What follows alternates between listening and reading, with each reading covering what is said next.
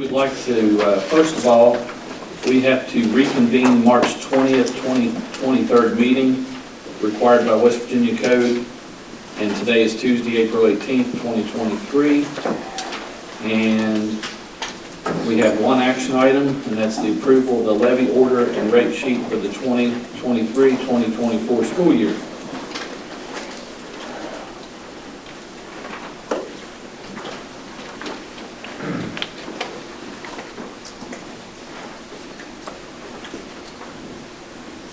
Okay, so previously we approved on that meeting the proposed levy rates, and so this board approved it and we sent those to the state auditor, and I put a copy of that in your packet where the state auditor has approved our proposed levy rates. And so I'll just quickly review totals and ask the board to approve that levy order and rate sheet for the 2023-24 school year. The total assessed values in Nicholas County for the upcoming school year is $981,000. Wow, that is small. $981,022, and so that should generate a total on the bottom line of $5,682,938. As far as a regular and excess for regular levy, the excess levy should generate $4,525,545 for a grand total of $10,208,483 for the upcoming 2023-24 school year. Do you have any questions? Give me that last total again. $10,208,483. I could add it together. I'm good at math too. So if you don't have any questions, we'll ask the board to approve that as the official levy rates for the upcoming school year. Any questions for Mr. Hess?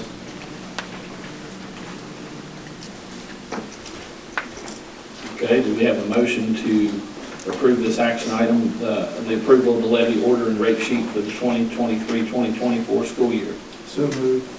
Have a motion by Dr. Penix. Second. Second by Mr. Moose. All in favor? Aye. Opposed? Motion carried. Do I have a motion to adjourn? So moved. Second. Dr. Penix makes a motion to adjourn, second by Mr. Berry. All in favor? Aye. At 6:07. Okay. We would like to welcome you to the regular meeting of the Nicholas County Board of Education, April 18th, 2023. And at this time, if you'll stand and join us for a moment of silent reflection.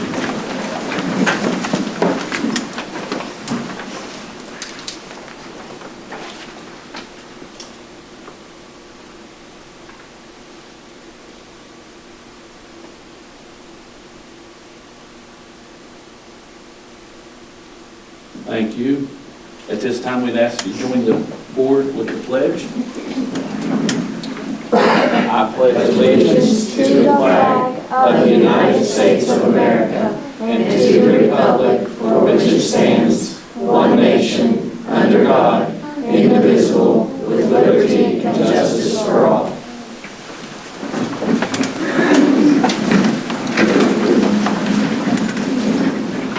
Number four on the agenda, recognition. A, County State Spelling Bee winner, Madeline. Ms. Gregory. And then is Madeline here? Oh, no. Yes. Come on up. And then, I'm sorry. Would you get it now? If we'd like to have the board come down so we can present this to I am so excited to talk about this young lady. For 4 years, she has won the county spelling bee here in Nicholas County. And she was determined to go to the national spelling bee. So 5th grade spelling bee winner. for the county, 6th grade, 7th grade.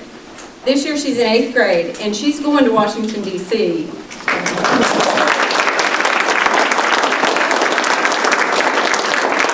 I have several things to give her. First of all, this is a certificate for winning the county spelling bee. Then she gets a certificate for the regional spelling bee in Charleston, which is the one that's sending her to Washington, D.C. And your mom and dad will have to build a trophy cabinet. So we're so proud of you. So I think all the board members are going to come down because they want to be able to shake your hands. And we're so proud of you. We're very proud of you. Congratulations.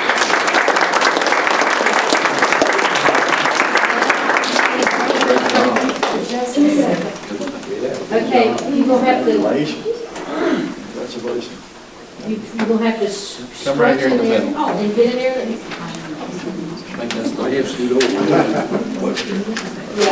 Yeah. All ready? 1, 2, 3. I'm gonna get a couple. Okay. Can we get Mom to come up? If you want to just send that to me. Mom, would you come up and pose with her? Sure. Oh, pose too? Yes, please. This is a big deal. And you Please come up and join us. and I'll take a picture for you. Okay. You already said sure, Will. I'm gonna take one with her camera, and then I'm gonna take one with my camera. So are we ready? 1, 2, 3. And I'll take a couple. Just a minute, I'll get some of mine for Facebook. You ready? 1, 2, 3.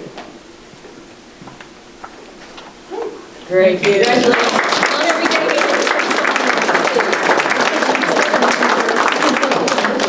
Thank you, good job, we're very proud of you. Thank you. Thank you, Mom.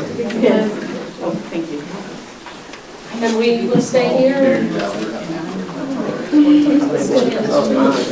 That's okay. I gave you. Yeah, hold on. Tammy.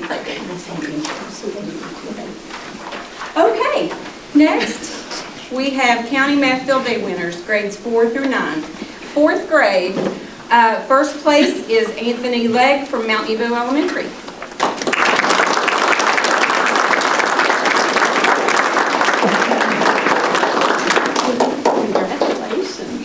Congratulations, Anthony.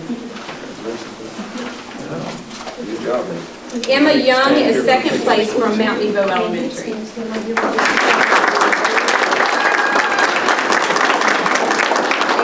And Jaden Pontier, Panther Creek Elementary.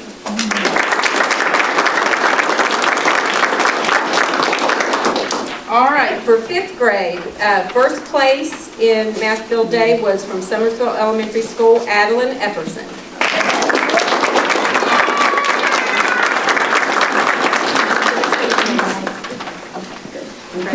Congratulations. 2nd place is Kylie Cox at Gully River.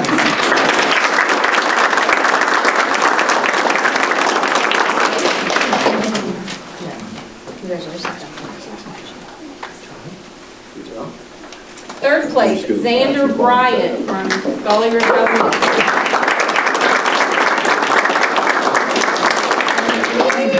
All right, 6th grade. First place is Maddie Garrett from Summersville Middle School.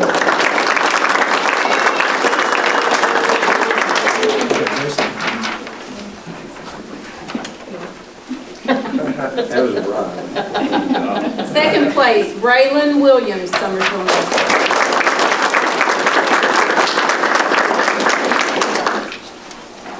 Congratulations, Raymond. 3rd place, Emma DeMoss.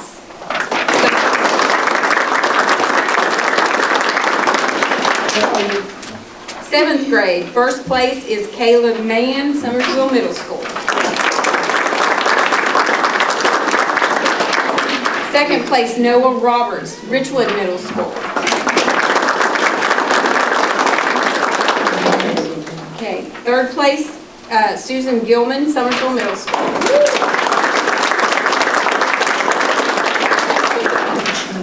I know that math is hard. Congratulations, Susan.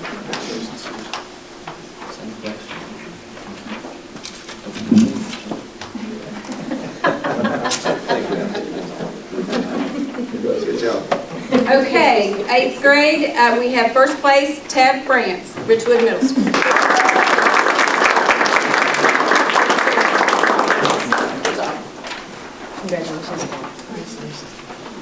Second place, Gavin Keenan, Summersville Middle School.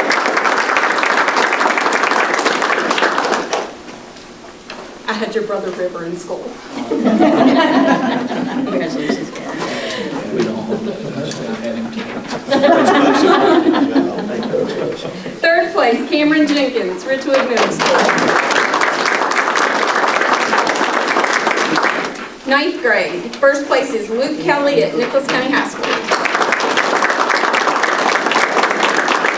Ethan Root, Nicholas County Career and Technical Center. Congratulations, Ethan. And 9th grade, third place, Maverick Smith.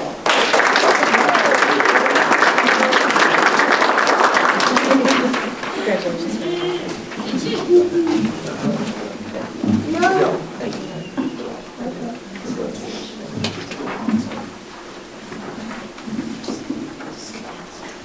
Yeah, there's going to be another round. Okay.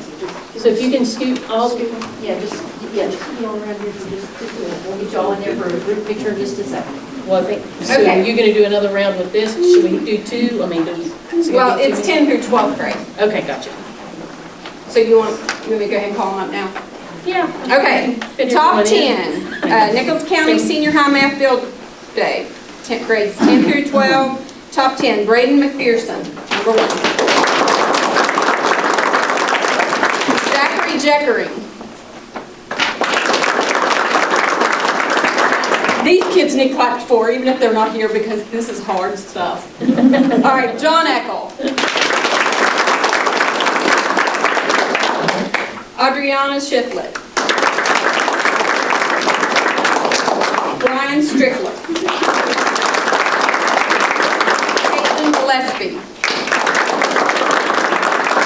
Oldham.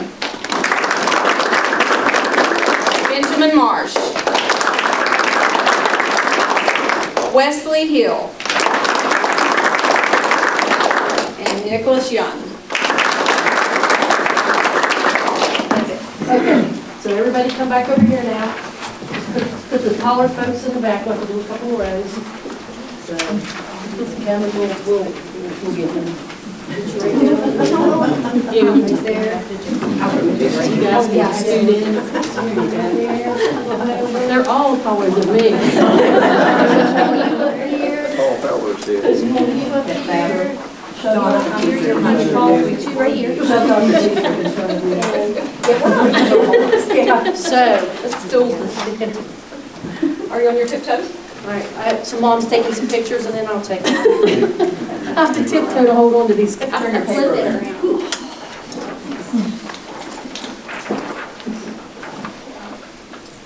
All right. Okay, so now I'm gonna take one. So everybody kind of scrunch in just a little bit. Melissa, Yes. there's another woman who needs to take one. Okay. 1, 2, 3. I'll take 2. Then I'll get out of the way. I just walked right in front of you, I'm sorry. Anybody else? We good? I think we're good. Congratulations, everyone. Good job.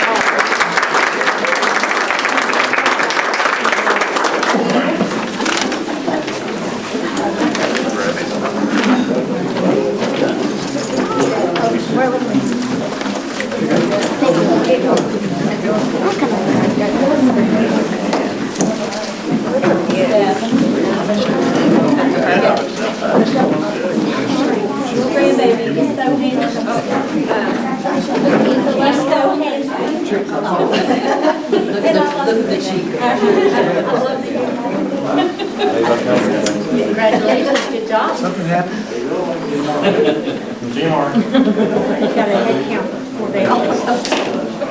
Somebody said it's wrong place. What's that say? I'm worried.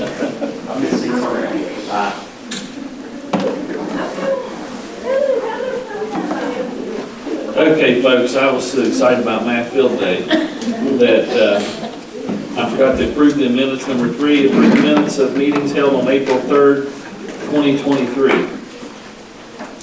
Mr. President, I move that we approve the minutes for the meeting held on April the 3rd, 2023. Okay, I have a motion by Dr. Penix. Do I have a second? Second.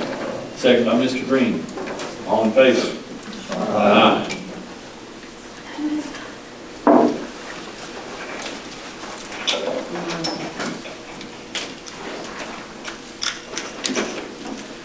Okay, item 5 was discussion on superintendent's goals that relate to school performance, student outcomes, and our academics. We were supposed to have Mount Lookout, Cherry River, Glade Creek, and Nicholas County High School here tonight, but we decided to reschedule those folks. So I'm going to move on to action items. Action item A, approval of the temporary construction right-of-way easement at Glade Creek property with the West Virginia Department of Transportation, Division of Highways. You have a copy in your board packet of a construction easement and a right-of-way easement for the Glade Creek. And that's basically the new turn-in lane that's going to be constructed. And we need to give them a temporary place to work to actually connect the secondary entrance to the new road being constructed. And it's temporary, and as soon as the construction's over, then it will be released back. But you have a copy of the drawings in your packet with the language.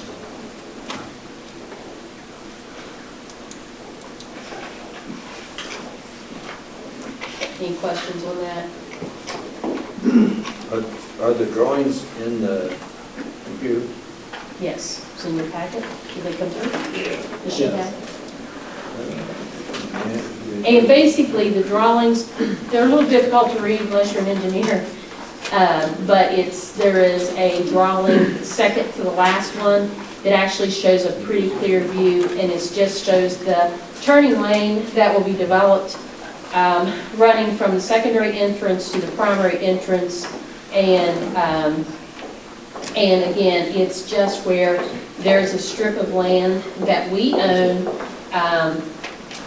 that connects to the main road. So that's where the right-of-way goes. It will actually allow for the connection of the roads.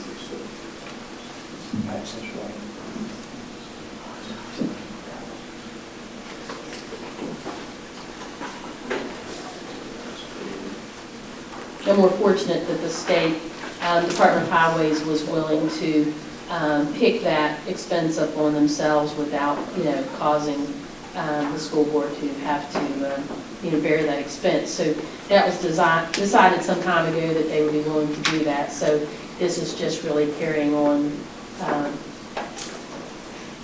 with the process.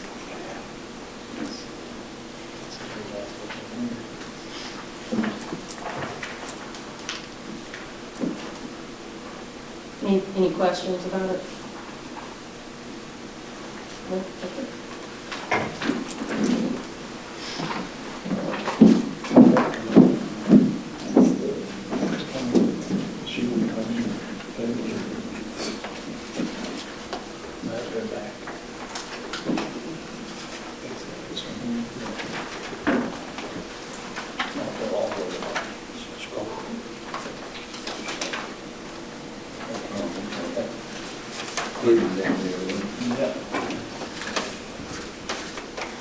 That's at the top of the hill there, right?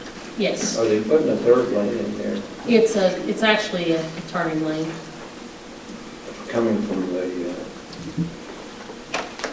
Craigsville side, I guess? Yes, it's not a through lane, it's not a third lane all the way through like originally planned. It's I was thinking it basically, would come down the other side and well, I mean, it's going to extend. back up the hill on the other side. The traffic study showed that the crest of the hill was an issue. So they're having to re-engineer the section of road, and so they'll be, adding that other lane, and it won't be a red light or anything like that. It will just be a long enough turning lane that will allow individuals to pull over into that lane to exit, or to enter and exit the property. I know earlier they had the lane coming from Somerville, they had it staked off. Originally, they had it planned from the intersection at McDonald's all the way through to Silo Road, but we were notified about a year and a half ago that due to the expense and I guess the property they would have to purchase, that it was no longer feasible. Yeah. And so we continued to work with them because there was a line sight issue with entering the property per our traffic study. And so this new entrance was drawn up. It's a little different than what it was originally, but they did still hold true to the plan to go ahead and pay, for connecting to our property, so we don't have to bear that expense.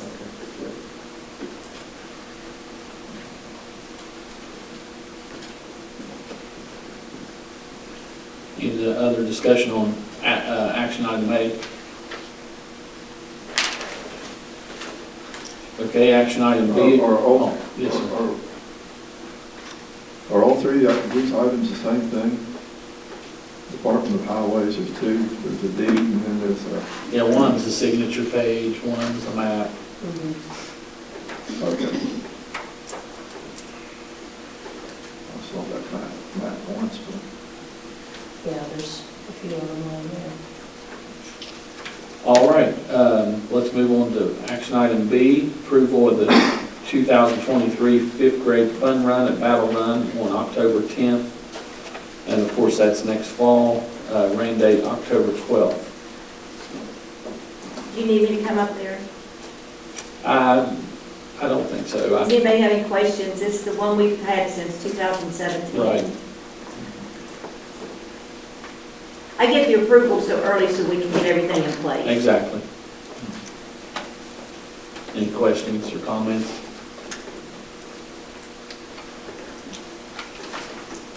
Okay, action item C, discussion and possible action on the cell phone policy. We have passed out a copy, and it was loaded into your board packet. After meeting with principals, I asked elementary to designate an individual to compile all of their suggestions. The middle school principals to designate an individual to compile their suggestions, and a high school person to compile all of their suggestions. One thing I did not list here, I actually forgot to bring out, is the one for the Learning Center. It's on the back page. Yeah. No.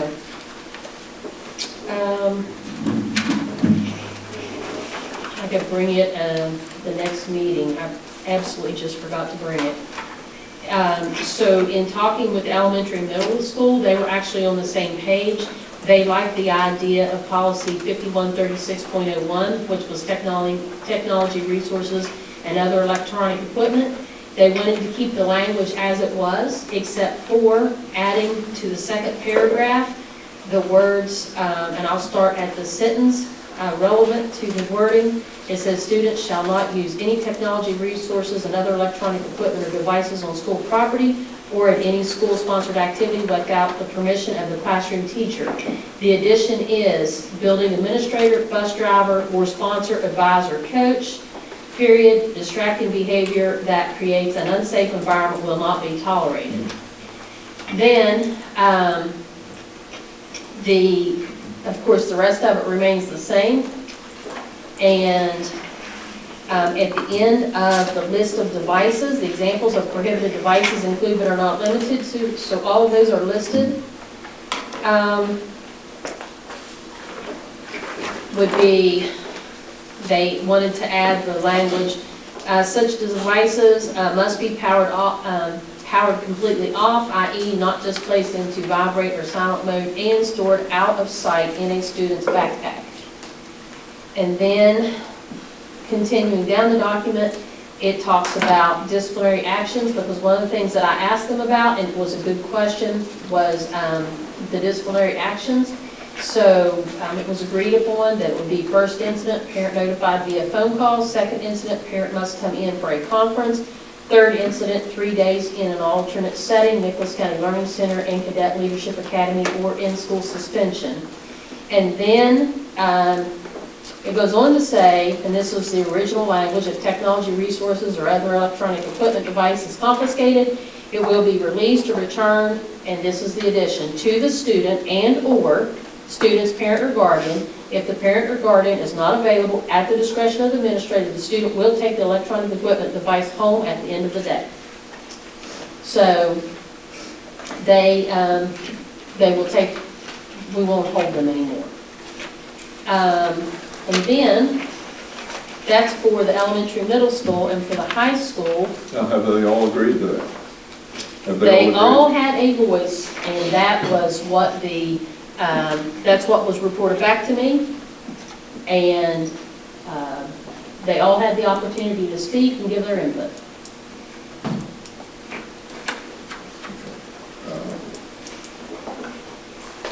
At the discretion of the administrator. Yeah, That bothers me. Well, that can be, we can do a strike through. That was not the intent. I think the way that came out,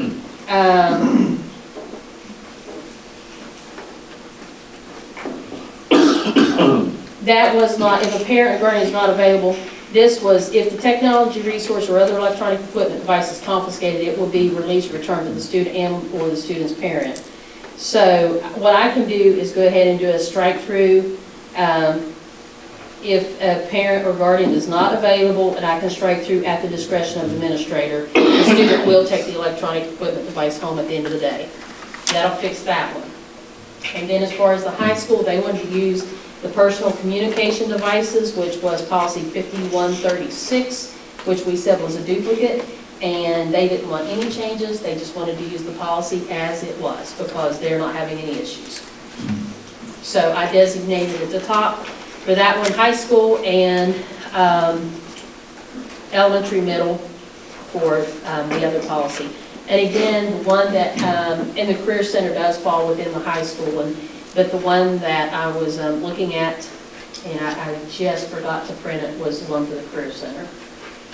And because it is a different disciplinary, it's a different situation than the regular schools, I was giving them the opportunity to craft a little different language. So in regard to the elementary and middle school, the one we've been presented here, in that paragraph down there, you're just going to strike out at the discretion of the administrator. Yes, that was, I just noticed that was an error. And this will go out, I'm asking that it go out for a 20-day comment period. And if at the next board meeting, if I can bring in the other one, if I could have it just remain out with the remainder amount of the 20-day comment period. That way, any teachers, parents, principals, anybody that has an issue or concern with this, as always, they have an opportunity to provide feedback. And any comments that we receive, those are noted, those are answered, and they're provided to the board. On the high school level, there's, we have a number of students that are taking remote courses through Glenville and places like that. So they periodically must be in touch with Glenville, and Glenville sends them assignments that are due at certain periods. And sometimes those come in during the day. For example, this weekend, their whole system was down. And so my granddaughter wasn't able to get her assignments in time to send them back, so they had to revise that. The high school principals are not asking to change it. They're wanting to keep it exactly as it is, which they don't take it. They're saying that it's before school, it's during lunch, it's after school, or with permission of the teacher. Whereas I personally, when you're at the high school level, these students are ready to enter the workforce. And they, in my opinion, must know how to responsibly use the technology provided to them, their cell phones. Because improper use of a cell phone will get you fired pretty quickly from a job. And if they understand how to use the cell phone, how to do research with the cell phone, it can be a very good learning tool for them. And I do know that we do have classrooms that use that to help with research and do different things other than the iPad. And so that's absolutely up to the teacher discretion.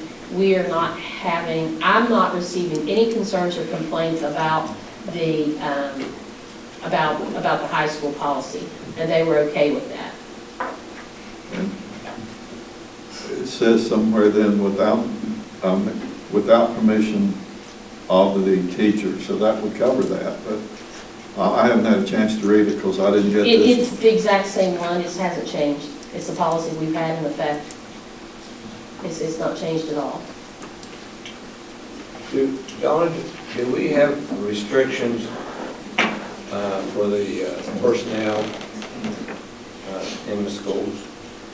Or As to using when their or cell how they phones? can use a cell phone? Well, that's just something that the principals have to evaluate their staff on if they're not using their phones. If That's up to they're the using their principal phones to when they take should care be teaching or working. Yeah. That's something that the, Well, yeah, if, I know that usually when they should be using it causes conflict with right. anything that's, But if it's something, if you want to delay putting it out on comment, you know, that's up to you. I'm requesting you put it out on comment. That gives you 20 days. If you want to make it a 30-day comment period or whatever you want to do it. But I brought it back because I know at the last board meeting there was a request, so I made sure that everybody responded to me, and I got this into you as quickly as I could.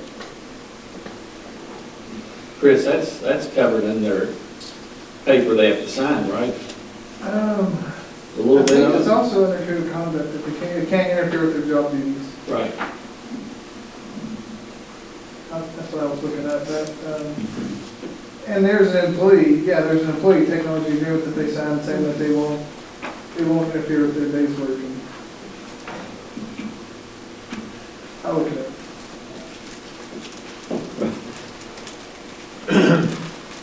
I have to read over this, but does the high school also include turned off and in their backpacks? That's part of that. It does, except for if the Teacher allowed. teacher allows it. So some teachers are very accepting of it, and they, help the students learn how to appropriately use, properly use their phones to do this research and stuff.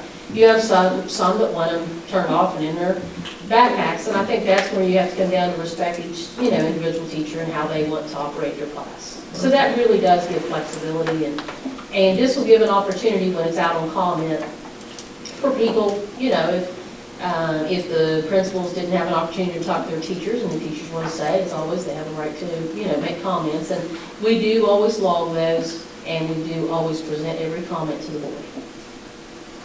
And both of these are covered under 5136.01, correct? No, one is not a point. One of them is 5136. That's the high school. And that's the high school, and then the elementary middle is the .01.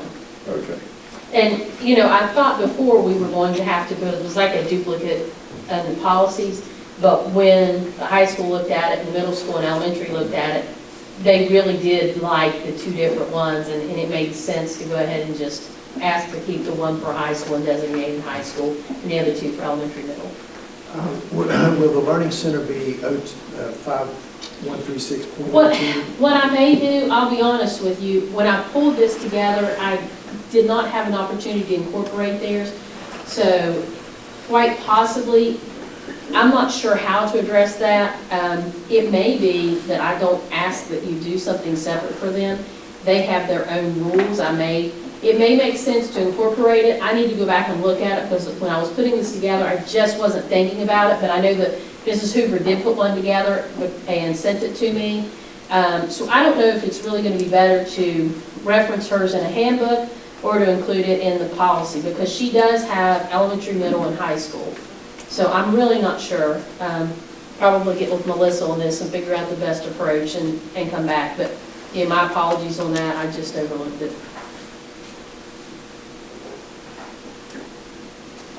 be possible to just table this? And I think these came on our thing this evening, on the thing here this evening, and give us an opportunity to look at these, and then at the next meeting, put it out for 20-day comment. Would that be okay? I mean, okay with you? It doesn't bother me. It seems to me like things are... We're functioning, honestly, Yes, we're not it's having not. any issues, we're not. It's just that the board requested that I bring something back to change a policy. Right now, I'm not aware of any issues, so honestly, it wouldn't hurt to table it. If you want to look at it and you have suggestions, I mean, it's okay. I just brought it back quickly because I was asked about it at the last board meeting. And it's so close to the end of the year. Yes. Right. Make Yes. it effective. And then if you make a decision on the Learning Center, then just incorporate and get it out to us, but Yep. just give us a little bit of time to Yeah, digest I mean, it. it's not an issue for me at all. I could just, however, I was just trying to be responsive. You did well. Okay, So so we need a motion to table? Or are we? We can just do that in we'll just table it. Yeah. Oh, we'll- You need a motion to table that one. Well, Can we make it part of the... when we, Yeah, we just mark it tabled. But I mean, if you want to, you said we have to have a motion on that? You should really vote to table it. Yeah, you should. Okay, you want to vote on that separately? or- we'll table, that's what I was gonna say, when we vote on it, we'll, okay. You could do it as a combo motion to approve A, B, C, whatever, and table. That's what I was saying. so Okay. do it in that fashion. Okay, approval, action item D, approval of bid for classroom interactive televisions.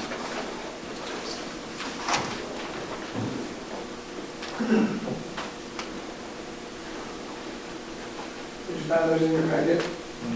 You only have 2 bids? No, I got 2 bids on a no bid response. I solicited several companies, and 2 of them responded, and 1 responded with a no bid. That was yeah. So the way that bid works, anyways, is whenever a company knows that you're interested in their product, then a salesperson generally tells them about it, and they register them as the registered dealer. So they give them the lowest price. So somebody else could have bid lower, but I don't know how, because the company probably gave whoever bid the lowest price, because it all comes from one place. But that's for 190 TVs. That's to replace every classroom in the county, because the ones we have right now, most of them are about 7 years old, and they're just starting to go down, and the classrooms have gotten so dependent on these. They use them every day, all day, and they're just becoming unreliable. And they're big. We're going from 65 to I think that's 84 inch in each classroom. So they're just not reliable. I don't have room to keep 10 of them in stock to put them in classrooms when they fail. And like I said, they're either mirroring their iPad or their MacBook, or just operating from that every day. So they've become a pretty critical part of instruction. Funding source for this is another technology? It's coming from the CARES Act money at this moment.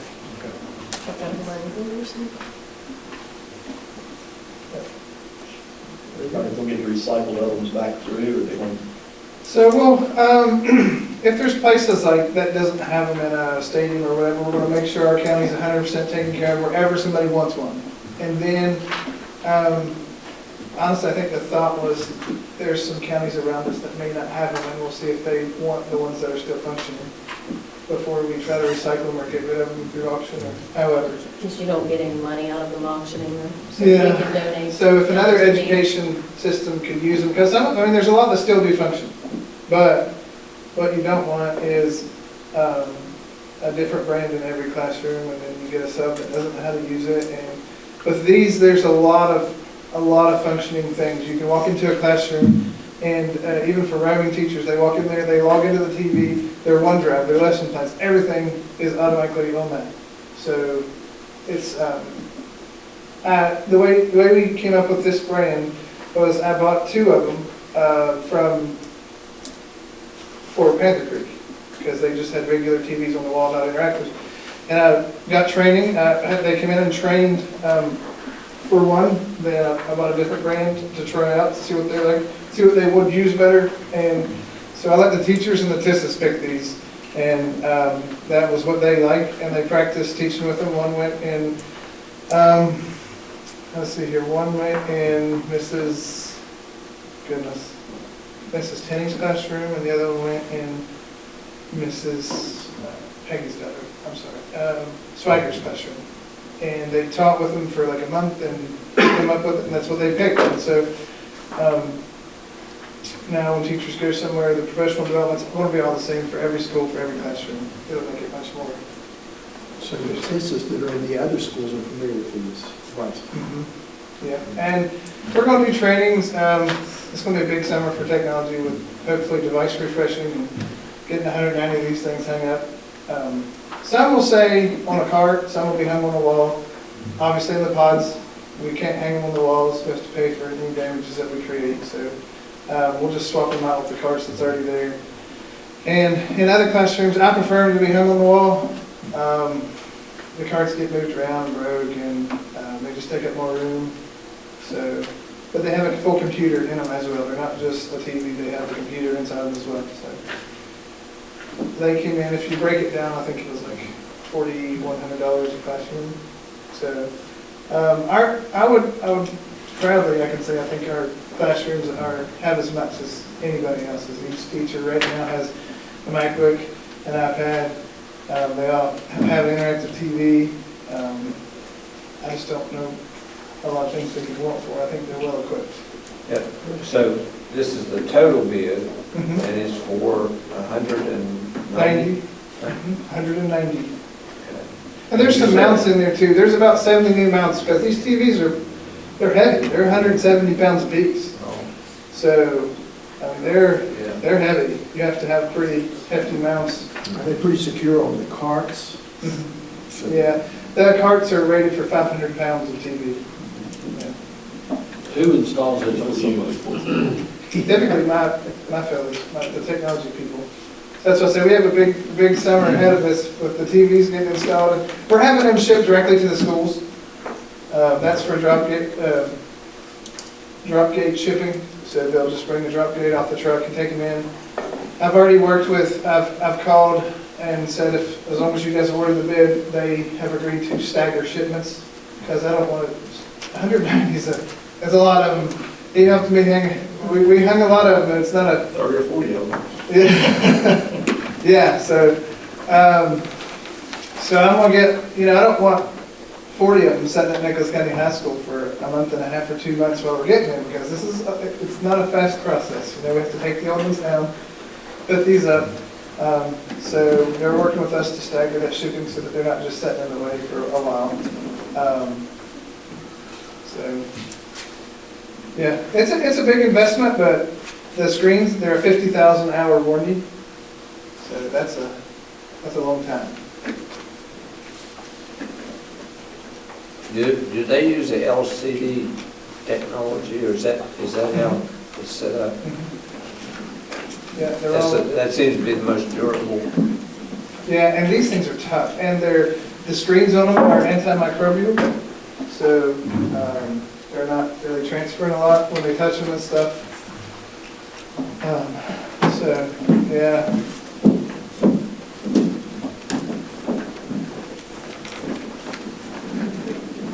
Any questions for Mr. Hanshaw? So we're either going to sell them to another system or put them on. I don't know that we're going to sell them to another school system. If another school system's in need, we'll probably just give it to them. Because they're 7-year-old TVs. They're starting to fill us. I would hate to sell somebody one that killed over tomorrow. You just never know with technology. Really, I would just be happy to get rid of them, because we're looking at over 165-inch interactive TVs that are 160 pounds a piece. There's a lot of storage with it. That we don't have. Yeah. Well, for 7 years old, they're out there in 6 months. And so that's what's happening too, is the manufacturer has already moved on and discontinued those brands, and when they go bad, there's not replacement parts for them, and we're just having to buy new ones. And we're just getting a mix and match of what's out there, and that's very hard for teachers, and that's very hard for technology people to keep up. You know, with our older computers, when we go to sell them, not only could we not sell them, we couldn't give them away. Yeah, that has improved a little bit, so now there's finally recycling companies out there. We don't typically sell our computers at public auction anymore, and they only give us like $1 a machine if we're lucky.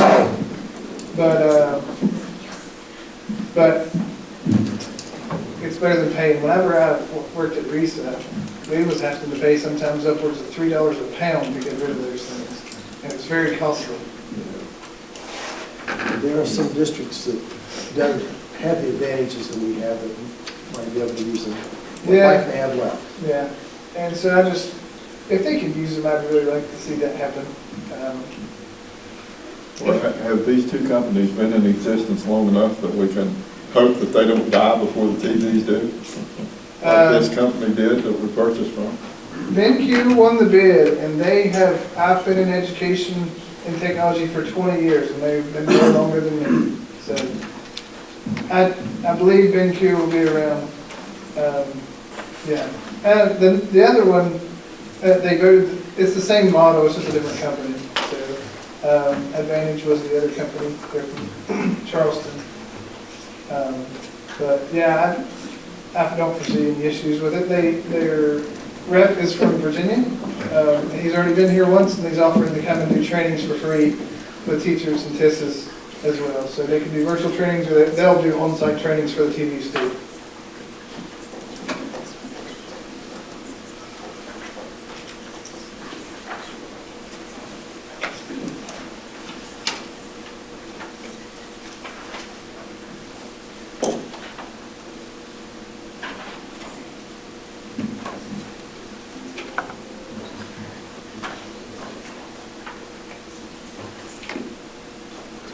You said it came out to 4,000 something a piece.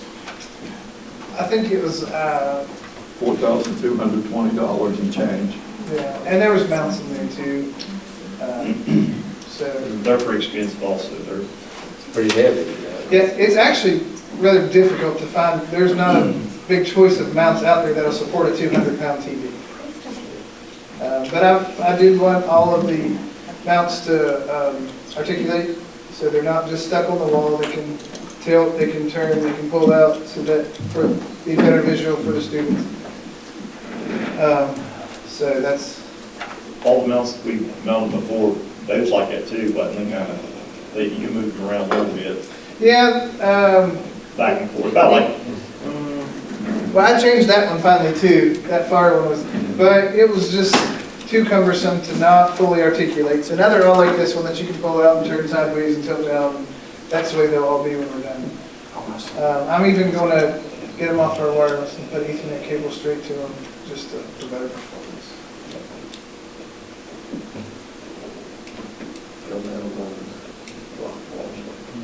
Block wall's the best place to put it. Yeah, solid. Yeah, because it is a worry, because that could injure a student or. they had some safety cables and stuff hooked to them also, I thought. Typically they do, you just put in, but each mount goes in there, and the Tapcons that they use have a 500 to 800 pound shear off for each one, and there's typically 8. So we can mount well over a ton to the wall. That's more than enough for it. And whenever I put them up, we wouldn't hesitate to hang off of them before we put a TV up there. I mean, literally hang off of them, just because of the danger of it falling off the wall. It didn't hold bursting them. They're programmable and interface with computers. Yeah, so there is a computer actually built in the back of it, a module that you can slide in there. And it's a full-blown Windows computer that you can work straight off of it, but it's also overlaid over an Android operating system that allows you to, you can cast a Windows machine, you can cast a Google device, you can cast Apple device straight to it without an Apple TV, so we're eliminating the need for those.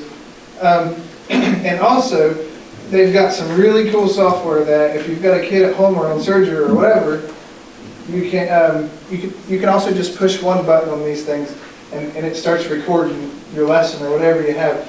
And it records you, your sound, and what you're writing on there. And if you send the link out to your class, it also will do the same thing to wherever the student's at.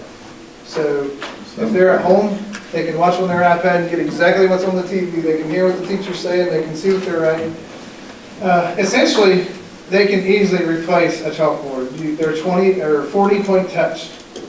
Nothing will ever replace a chalkboard. Now these are better. There's a lot of people that doesn't, and I understand your sentiment.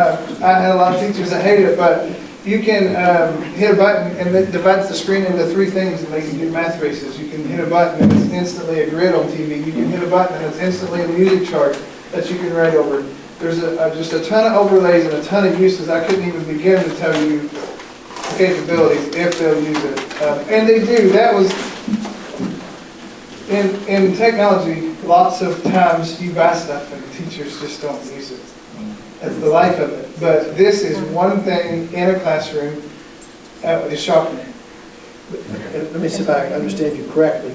A child can be home sick. Yes. They have their iPad at home. Mm-hmm. The teacher can be instructing, and if they have internet access, they can access into the classroom and watch that screen and what's being written on there and hear the teacher's voice Yes. during instruction. Yes. I hope that they will all learn to use that. And so what they can also do very easily is create lessons for when they're gone. Yeah. They can So easily, substitute. Yeah. yes, they can easily record lessons written on their TV, and it'll have their voice, it'll have their handwriting up there, it'll have everything. If they want to put the planning and the time into it, they can still have instruction when they're not at school. But that takes a lot, that takes pre-planning, time, effort. And we also have a database in Teams that is putting lesson plans into, so that if you've got a really good teacher that can teach this lesson, we're going to throw it in there. The rest of the county, if you've got a new teacher, can comb through these and watch these and say, man, that's really good, I can use that. Yeah. So A resource pool. So you can save all that. oh, you can absolutely save all of it and play it again year after year, or if you just got somebody that's exceptionally well at it, they can share it with a new teacher. There it is. Yes. So Yeah. where's this company based at? Then, I think they're. Have you been in contact with them? Because you sold us, so Have I? Yeah, Oh, absolutely, yeah. So, you go to work for them. we, you don't have to sell them. Whenever teachers see what they can do, they just love it. As long as they're trained, which I know we've got all that in place now. But Yeah. used to be, we didn't. Right, and so they've already, you can talk to the people at Panther Creek, they already came in and those teachers loved it. And they came to the school, and they will again. Their training person is in Virginia, and they are happy to come and do in-person trainings at schools for our TISs to support us. And so we already, I was working with Mrs. Lee, Dr. Lee, before today to get training set up at the beginning of school next year to ensure that they can use them. So, yeah. You know, that could save money on homebound teachers as well. If kids can just, they have their regular teachers and could do their work from home that way.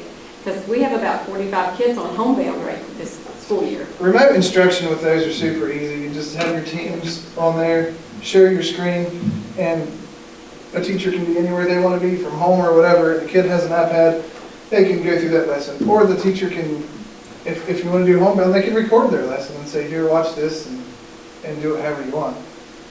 Would you let us know when that happens so we can attend if we want to? She won't be here. I won't be here anymore. Well, what good are you? Stay around, stay for that. When we have a training or something, I'd be glad to let you guys know what it is and you can attend, or you're going to be at schools for LSICs. They're going to be at every school. I mean, every teaching classroom is going to have one. Yeah, let us know, I'd be interested. Yeah, you can use your finger, you can use a pen, you can do essentially whatever you want. Like I said, you can use, I could cast my phone to it. If you didn't want to use the TV, you can cast your phone to it. I wondered that. You can cast an iPad to it. You can cast just a Windows machine. I think hopefully we'll see a little bit more of that next year. So, it puts everybody on a level playing field. It really, I think it'll help everybody. It's a long-term investment, usually 7-8 years you're good for. I know that's a lot of money, but it is a long-term, they last a long time. They don't have batteries, so it's just,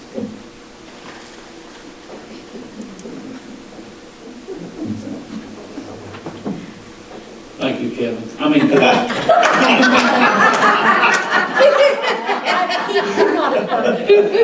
just sit there. To me, Kevin, I've got to say, it's whatever the board chooses. Can we afford that? If the board chooses to. does anybody have a question? No, they don't. All right, approval of Glade Creek Building, let's move on to E, approval of the Glade Creek Building Package Construction Task Schedule, extension of 60 days. It's under your tab that says FYI. And it's just pretty basic. We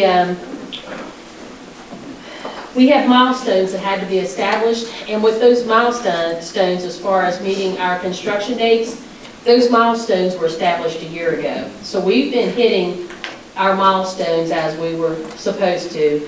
SBA, FEMA, emergency management, everybody approved those. So we've been hitting those markers along the way. And so our last marker is not our last one, but our bid opening is May 4th. And our milestone is that the Glade Creek be awarded by June 1, and then the contractor issue the milestones as far as the actual construction project on June 1. And again, this was projected out a year ago. And one of the things that our milestones calls for is a 30-day notice to FEMA, Emergency Management, and the SBA if we are not going to hit a milestone. So the concern at this time is our bid opening is May 4th, the awarding of the bid and the contractor actually issuing the actual milestones for the contractor's work is all due June 1. My concern is if the bid comes in above, on May 4th, higher than our current budget, we need a little bit of time to plan. So we're holding, in our bid, it's holding for 60 days. So that gives us an opportunity to go into possibly, July in awarding the bid. So with that flexibility, if I waited till May 4th to request this board for a 30-day extension, then we're going to be missing a milestone, and that's critical that we meet those. So what I'm asking this board is permission for me to request a milestone extension and moving it to July 4th. And then, of course, by the end of the July, for the contractor to provide the estimates, or his dates. So it would actually be a 60-day extension total. And with the board approval, I would send that to the SBA. The SBA would send it to emergency management. If they approved it, then they will send it on to FEMA. And then, of course, FEMA has the final call. This has not been sent to the SBA? Absolutely not. Not until this board approves it. Okay, well, it says that they're sent to the SBA. No, I did not send it. That was something that I was putting together. What are the subdivisions of the projects? I was confused at the bid about how many there were. There were 4 or 5. Did you go through the? I don't, that's not on the agenda. I don't have that in front of me. I mean, if you need to know project details, I would have to have time to pull that together. I mean, I can't just quote it. I don't know. I'm happy to get you the information, but I need. I can bring it to the next board meeting, but I can't tell you off the top of my head. Okay, So when was I'd like this? to table that. The earliest- I want to know what those, like every one of those subdivisions is, and be able to look this over more carefully. I'm not sure what you're talking about on the subdivisions. Are you talking about on this? No, all the different contracts. Okay, let me explain. We have a 30-day window. And this contract, what I'm asking for is an extension. We have to give a 30-day notice. That's what we have to give. We have to give a 30-day notice. And if I don't get this to the SBA within 30 days, and then we don't have the money, then we're going to be violating our milestones contract. And it goes up for a congressional review. It's no longer a district review. We are coming up on the mark that in December, it will be a congressional review. So these FEMA milestones are critical that we monitor and we stay on top of. And if the board chooses not to go forward and allow me to request a 30-day extension, and we don't meet those milestones, we could be in jeopardy of FEMA deobligating funds. So I'm coming to you as, the whole project. yes, it's no longer, it's not looking at Glade Creek project and Ridgewood project. It's one project. It's one bucket of money, it's one project. So We have these milestones that we have to accomplish. we have to meet these milestones. And if we haven't met certain ones by June 15th. Yes, so, well, it's June 1st. So June the 1st, milestone is June 1st. And with the contract coming, bid opening is May 4th. So it's not going to be possible to meet the, within 3 weeks, it's not going to be possible to have the bid opening, have it awarded, and have a contractor establish their milestones, because they have to establish milestones. Then I have to present those milestones to the SBA, the emergency management, then on to FEMA. So we have general milestones that we have to meet. And so that's what we're working toward now. I mean, this is all very, very critical. The one thing about this is we have to be continually making progress. Yes. Or we will have the funds. And we allocated. have continually made progress. There's never been a time that we have not. And we've been very responsible. I have been very responsible in asking for extensions, for staying on top of it, showing the progress, showing that we are being responsible. And so I'm coming to you because it is the responsible thing for me to do to ask you to allow me to request a 60-day extension to afford time to, if we don't have money to meet this budget, we're going to have, or to meet the bid, we're going to have to look at avenues. We're going to have to, there's going to be a lot of, we're going to have to look at a lot of different things. It says, even with the board preparing to contribute its own funds,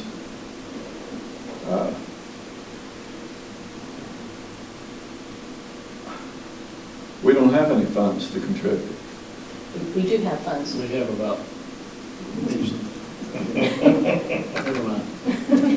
We have some money. We have to be careful. If we need to go into executive session to discuss this, because if it's something to do with the contract, we have to be very careful, because this is an open, this is an actual live bidding process we're in right now. I'm going to ask you to please be careful with what you say. I don't want to talk about finances and possibilities that may trigger, we have a bid opening on May 4th. So we have to, as your superintendent, I'm telling you, this is what I'm recommending that you do. And you can, as a board, you can choose to do it or not to do it. Even after we awarded the bid at Cherry River, it still took 60 days for him to even get started, so. Yes. Yes. You are 100% right, and because it takes time for those bonds to come in, and even with the money, it's going to be pushing it to get that. But in the agreement, it clearly says we have to give them 30-day notice. And That's what I'm asking.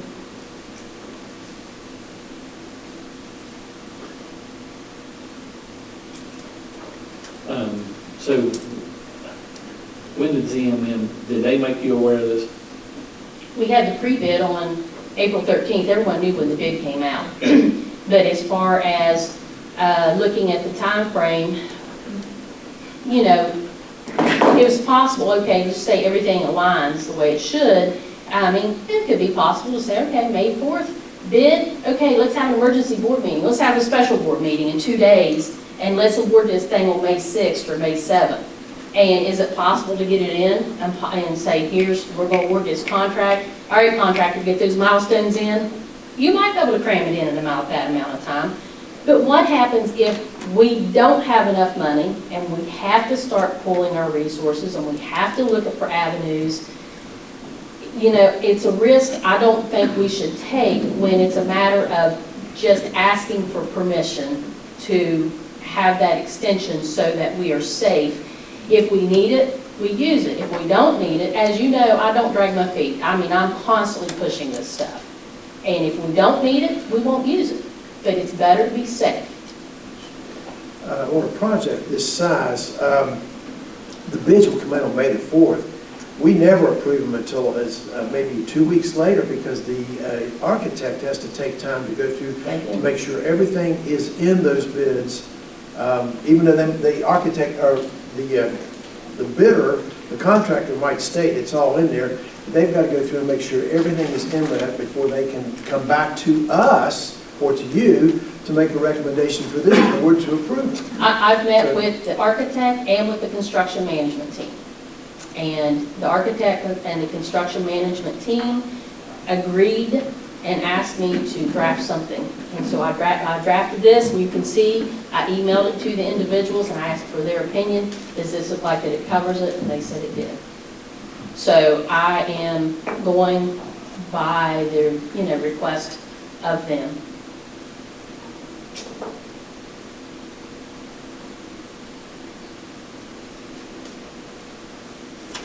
And this is, I'm going to remind you, this is one project. It's one project. It's one bucket of money.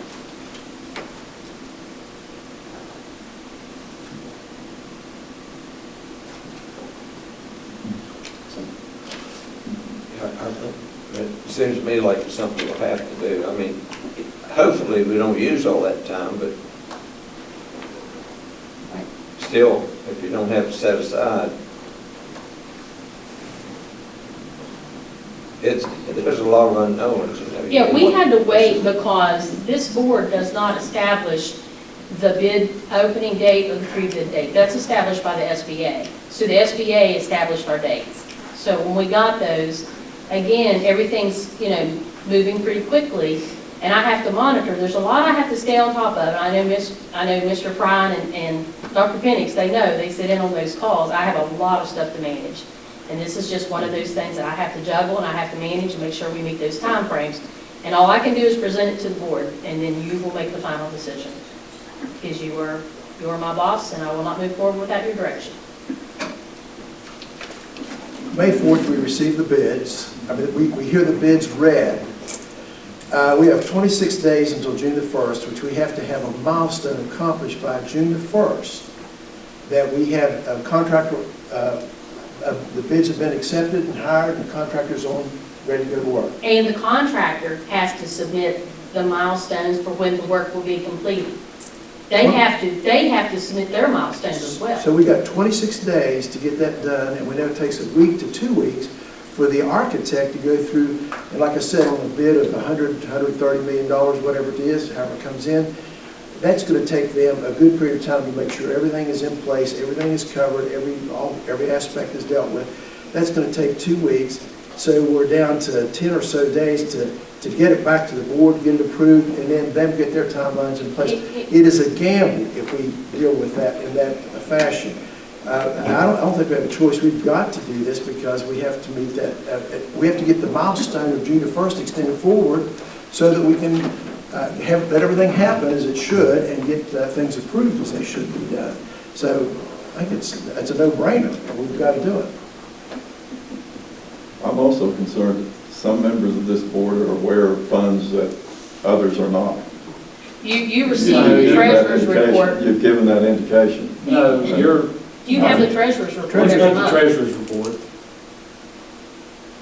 That's where that came from. It's in there every month. You have the treasurer's report every month. And it's allotted to specific things. The You're treasurer's report talking is about very thorough. leftovers or extras. No.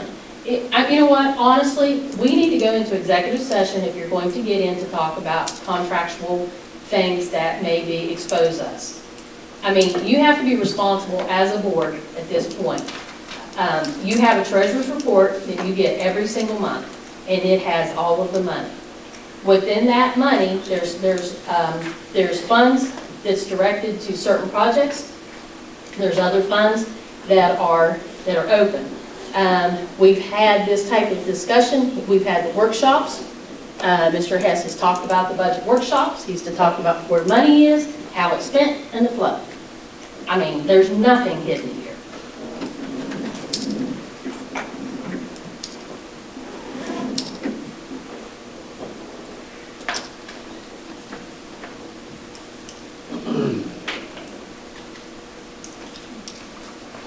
Okay, if you don't have anything else for me, that's how I'm going to do it.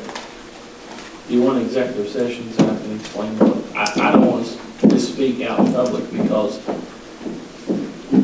if I say what money we have, then when these people that are listening, they'll say, oh, they got this much money and we're gonna raise our bids. You see what I'm saying? That's why. I'd like an explanation. Okay. I make a motion. Make a motion to go into executive session. Who made the motion? Mr. It's Barry. assigned what's for. For the purpose of discussing the contractual issues, legal and financial concerns of this board of education. Advanced construction Construction plan. plan. So we need Melissa and Kevin Hess. So, Who's second? do we have a second? Second. Second by Mr. Green. All in favor? Aye. At 7:16. Session. Okay. Second. Have a motion by Dr. Penix, a second by Mr. Berry, to come out of executive session. All in favor? Aye. At 7:47. And there were no decisions made in executive session.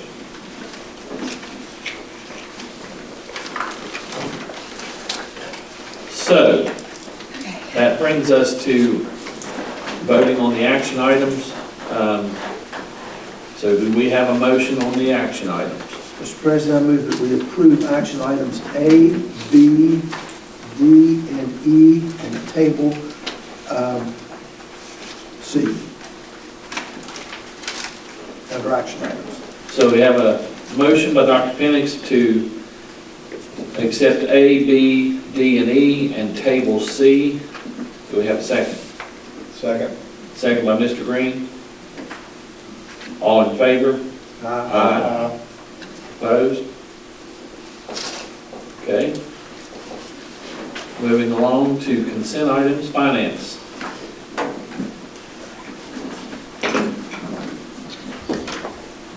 First item on the finance agenda is payment of current invoices. If you have any questions.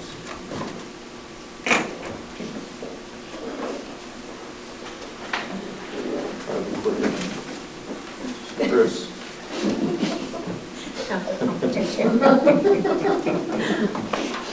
We did have several expenses this time.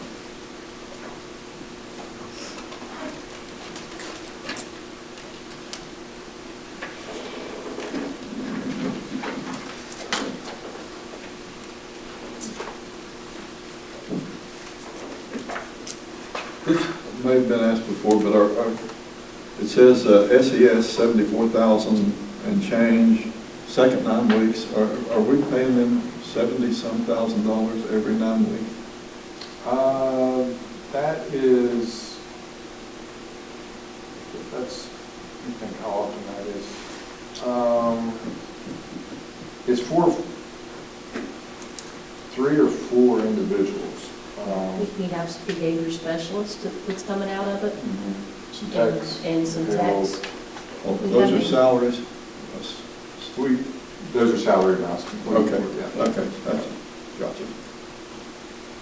Good enough, thank you.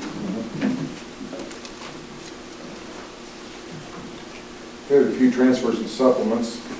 First one is a reduction in the academic math and English at the Career Center, reduction in that grant of $917.16.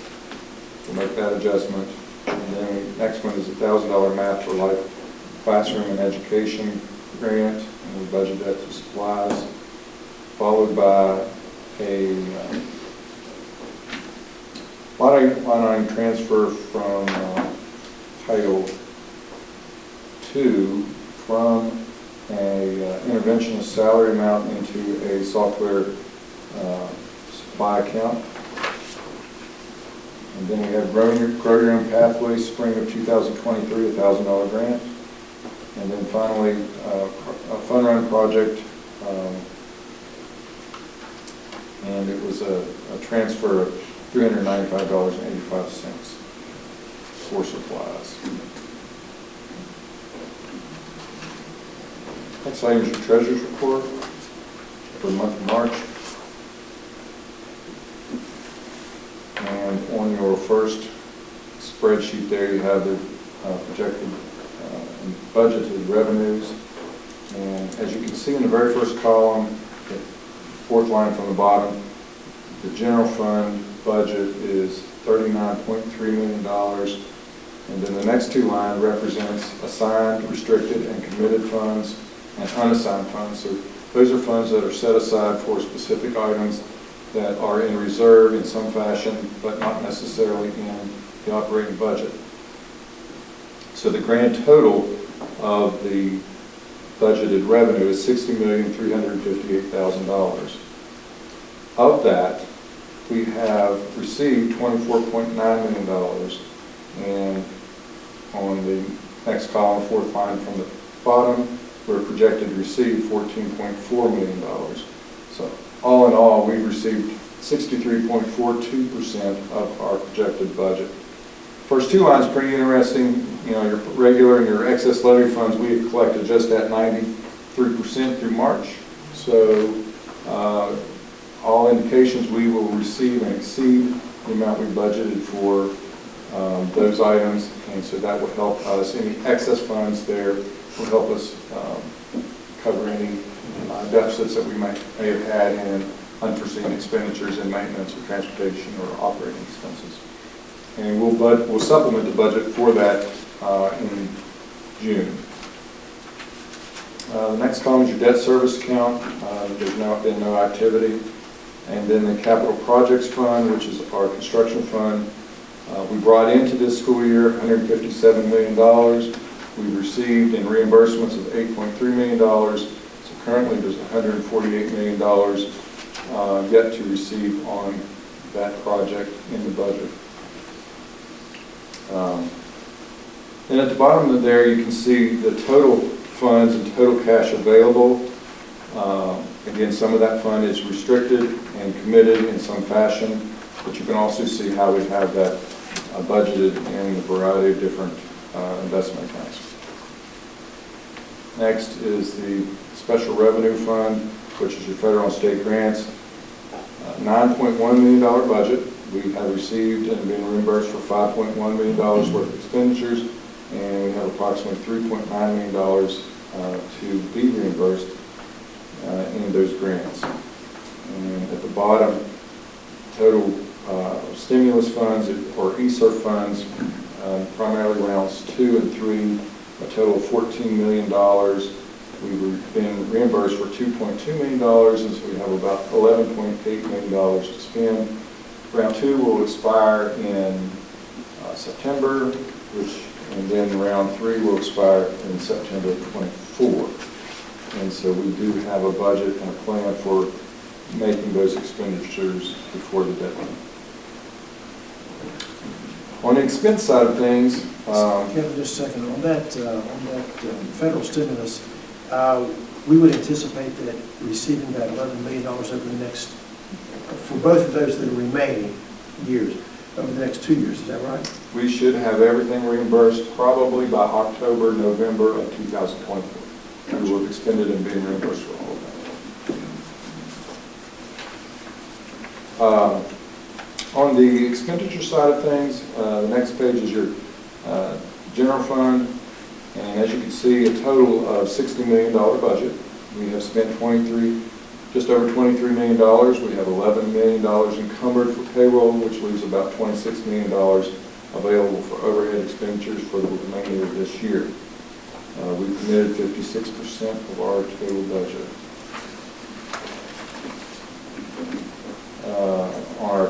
Our capital projects account, again, $157 million budget.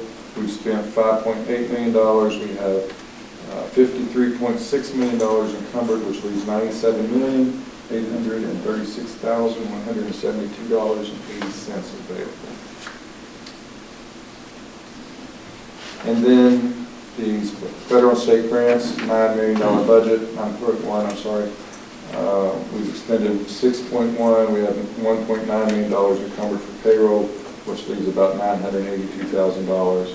So we have committed 89% of that to those federal and state budgets, grants. And then our ESSER, or our stimulus money, just over $14 million budget. We've spent 1.8. We have $610,000 encumbered, $11.5 million available. That's your treasurer's report for the month of March. And then finally, one small contract with the Summersville Arena and Conference Center for the Summersville Middle School Spring Formal. Grand total cost of $3,047, of which the school will pay for with their own school funds. Any questions?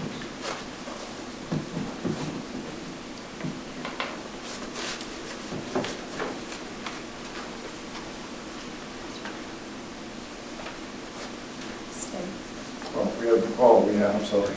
We have out-of-state travel requests at the bottom of that item B.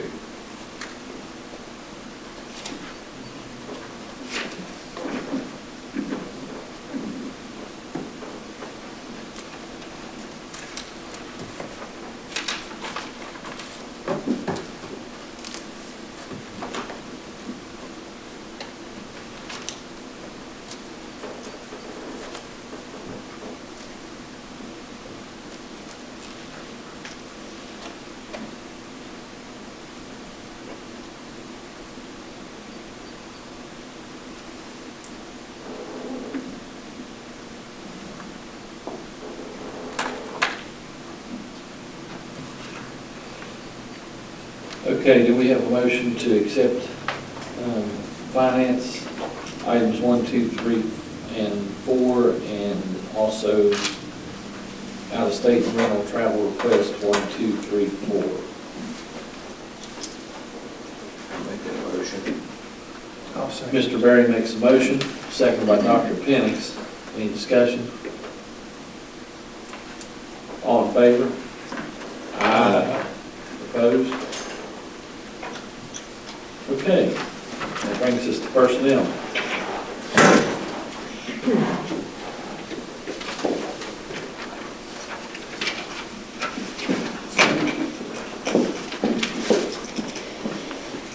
We will need a brief executive session. President,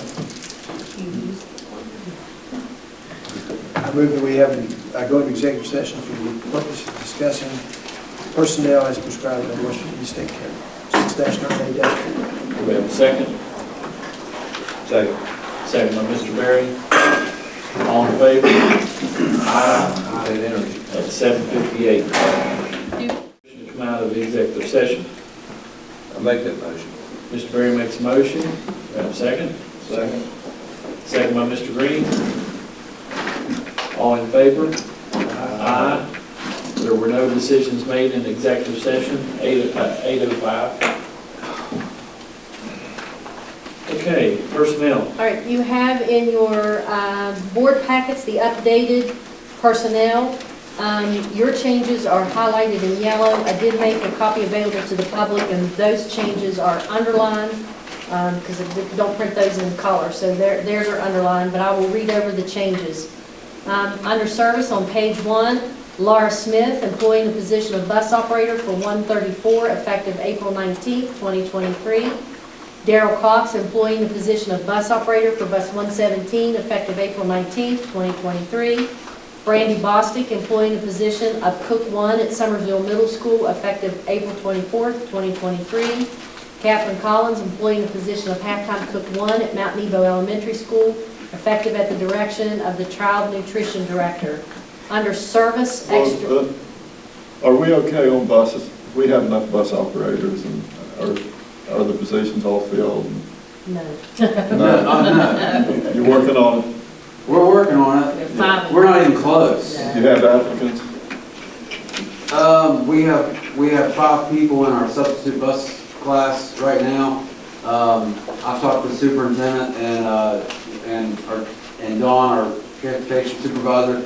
I think we have a pretty good plan in place going forward to try to recruit some applicants for next year.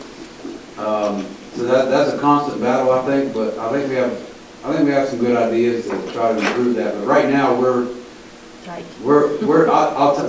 very tight. We have a couple people call off.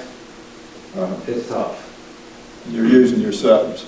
Almost all of our subs that work. Be a good job for people, wouldn't it? It would be a great job. There's a lot of perks and benefits. There's a lot of perks and benefits to that. Right. Under service extracurricular, Barry Mullins, employing the position of summer bus operator for Nicholas County Schools, effective with the start of the program. The next summer bus operator position, that BSS2, we're going to pull that and repost. Patricia Bennett, employing the position of summer bus operator for Nicholas County Schools, effective with the start of the program. On the next page. Which one? That's my computer. Oh, okay. On the next page at the top, we're going to pull off the summer bus operator, the SSMMZ, and repost that. Catherine Collins, employing the position of summer boost custodian at Summersville Elementary School, effective with the start of the program. Deborah Horde, employing the position of summer boost custodian at Birch River Elementary School, effective with the start of the program. James McCutcheon, employing the position of 40-day journeyman electrician general maintenance for Nicholas County Schools, effective at the direction of the maintenance director. Carl Johnson and Paul Neff, employing the position of 40-day general maintenance truck driver for Nicholas County Schools, effective at the direction of the maintenance director. James Vickers, Larry Neff, Charles Rose, employing the position of summer painter for Nicholas County Schools, effective at the direction of the maintenance director. There's also a 4th position there, so we will be posting that again for one more painter. Under consent, Katie Piat resigns her position as assistant cheer coach for Nicholas County High School, effective May 30th, 2023. Lori Mullins resigns her position as custodian at Golly River Elementary School, effective April 17th, 2023. Next page, Mary Runyon resigns her position as music teacher at Summersville Middle School, effective June 30th, 2023. Jeff Dalton resigns his position as assistant girls basketball coach for Nicholas County High School, effective April 18th, 2023. Tom McGraw resigns his position as temporary support staff for girls basketball for Nicholas County High School, effective April 4th, 2018. Permission to post and hire one custodian general maintenance truck driver assigned primarily to the Richwood area athletic facilities. This is just a reconfiguration of the current position that was held by Jason Evans. Of course, you have his resignation on the agenda tonight as well. So we're just going to reconfigure that position just a little bit. Okay, go back to Tom McGrill. April 4th, 2000. Oh, yeah. Sorry, I will fix that. 2023. Well, now's the time, you know what I'm saying? Yeah, yeah. Under the volunteers for Nicholas County Schools, add Robert Summer, Logan Hintz, and Annabeth Anderson. And I believe that's all of the changes. And then on the final page, you do have some employee leave requests. I will not read those aloud to protect the privacy of our employees.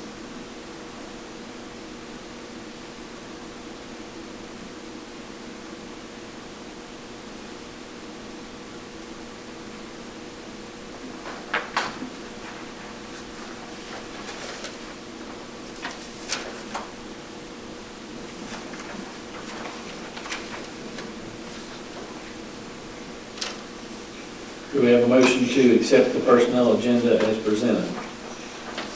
So moved. Motion by Dr. Penix, Somewhere on here, am I making things? We had a person at Birch River put into a 4th grade. Well, that's the next item on the agenda. Oh, okay, That's okay. Yeah. Okay. I'm always ahead of everybody. Excuse me. Go ahead, I'm sorry. No. so we have a motion by Dr. Penix. We have a second? Second. Second by Mr. Green. All in favor? Aye. Opposed? All righty.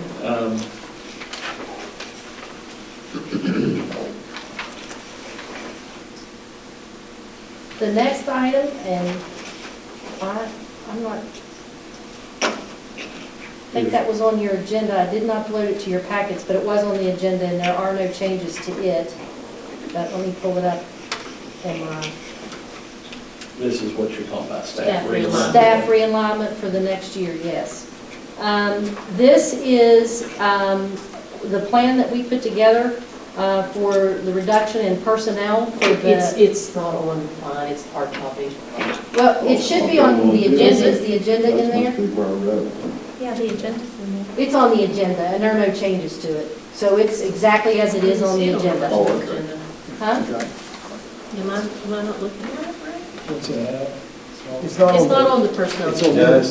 Yeah, it's on this one. Right, Paper one. yes. That's what I said, it's not online, it's paper. Right, but the paper agenda ought to be in your board packet as well. Yeah, I uploaded. It is. the agenda. Yeah. I thought I did. You did. Well, but, I mean, does everybody have a copy of it? My computer's doing. I can go print some copies off. No, we don't have it. We've got it, We've it's got not it. in hard copy. Well, that must have been on my iPhone because I've read that.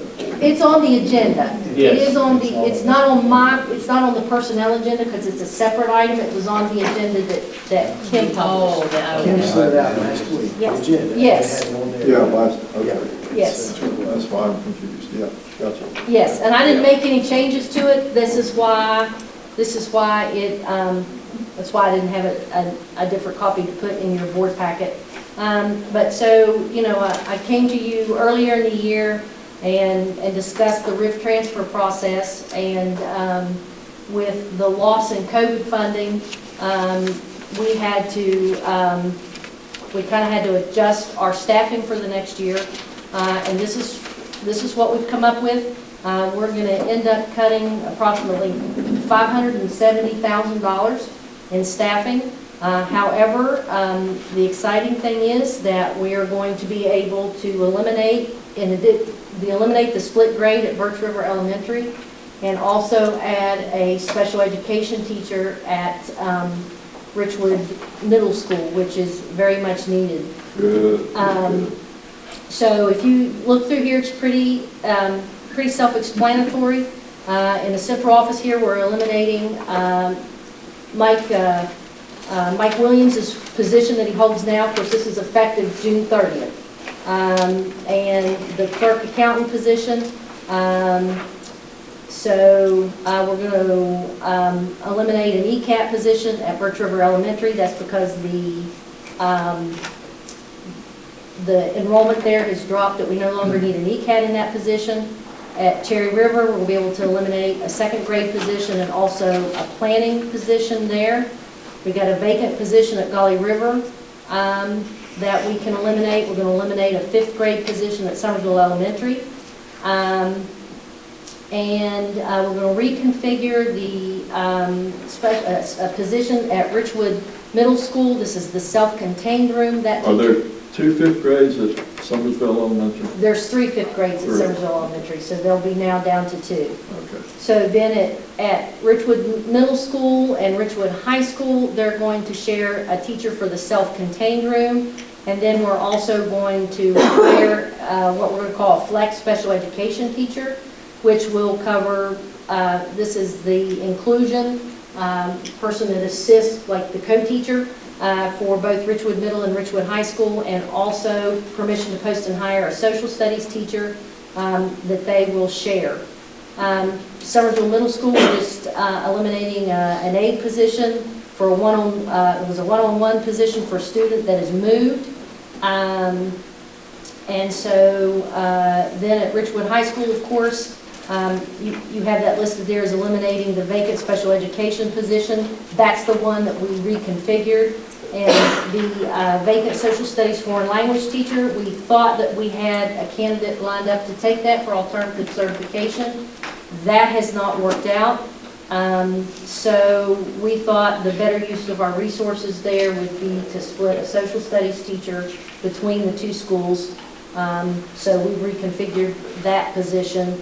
And we're moving the Grow Your Own program to Nicholas County High School, and kind of rearranging some bus routes. I will tell you, we're going to have 2 teachers that are going to be placed on preferred recall, but I'm going to be posting jobs tomorrow and Thursday, and so we have enough vacancies that those teachers will find a position. We're going to have some service employees on preferred recall.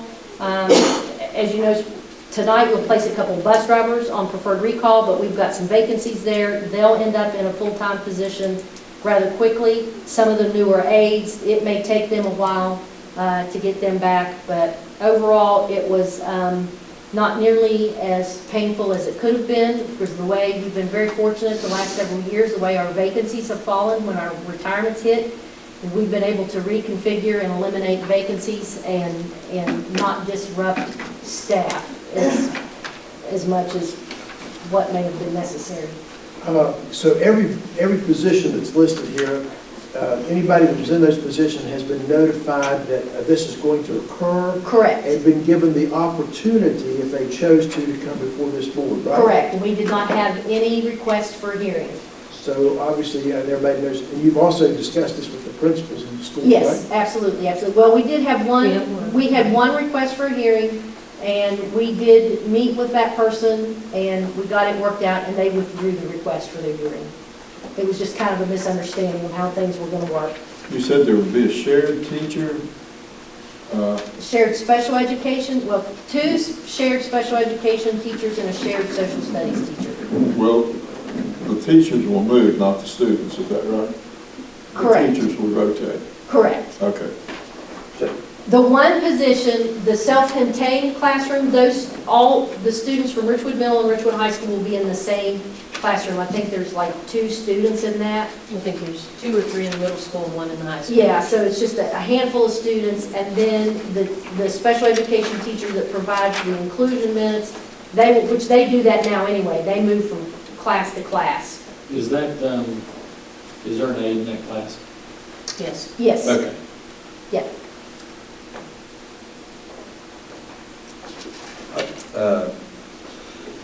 In the central office, the social work and the truancy position. Mm-hmm. Now, is that, That is the position that's right now held by Mike Williams. Of course, Mike Williams is replacing Tammy Gregory July 1st.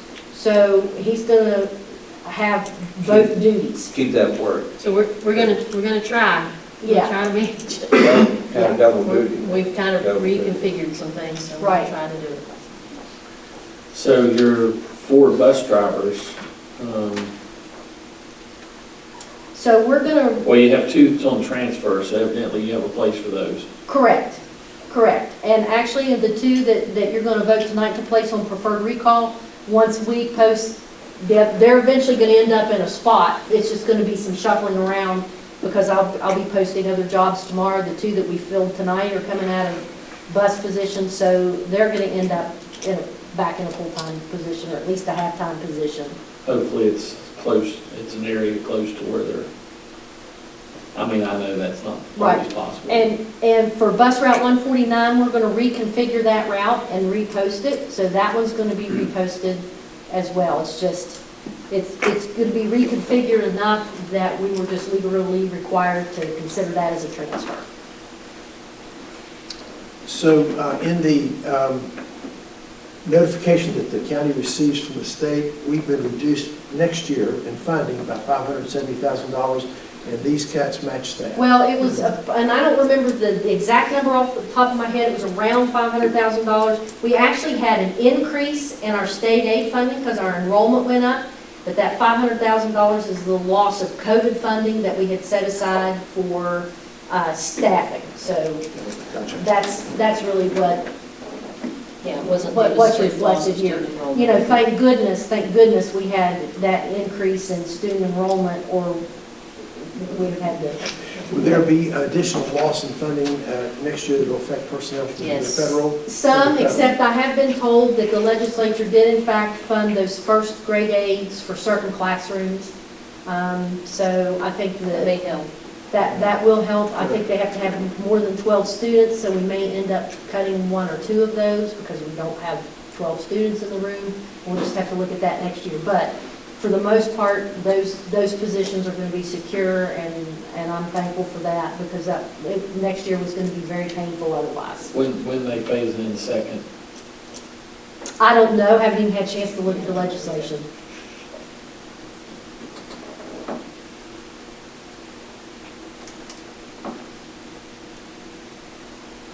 Okay, so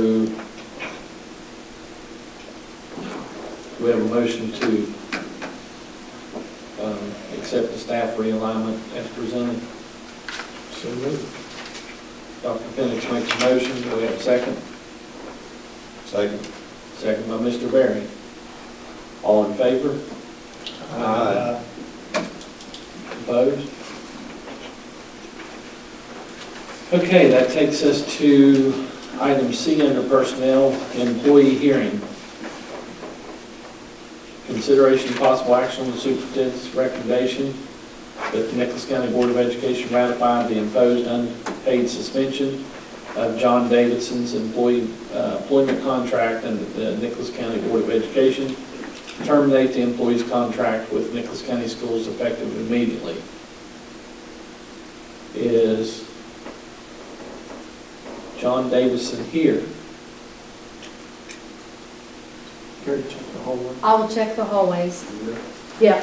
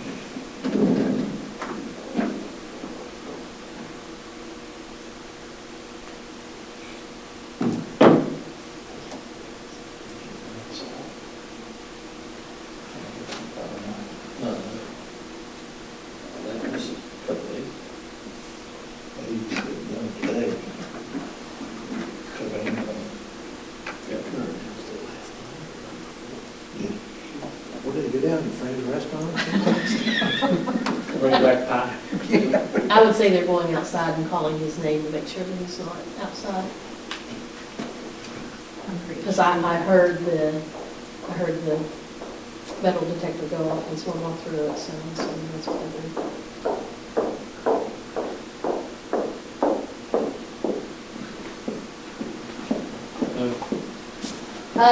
It appears that Mr. Davidson is not here. We checked the building, we checked the back parking lot, the side parking lot, the front parking lot. I believe Mr. Stump even checked the restrooms, and he is not on the premises. So there's no need for an employee hearing, so we just need to hear. I'll make a recommendation.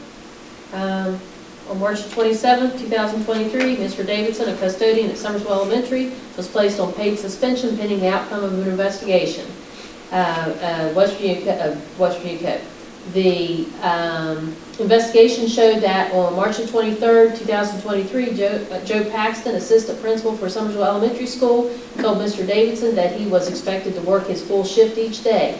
This is a reasonable and valid order. Mr. Davidson refused to follow it. On March 23rd and the 24th of 2023, Mr. Davidson left more than 2 hours early each night. He did not take leave for those hours.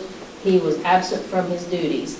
This is a violation of West Virginia Code 18A-2-8, which gives school boards the authority to discipline and terminate school employees for insubordination.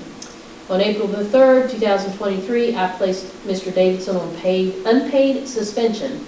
I'm requesting that this board ratify that unpaid suspension and terminate Mr. Davidson's contract effective March 28, 2023.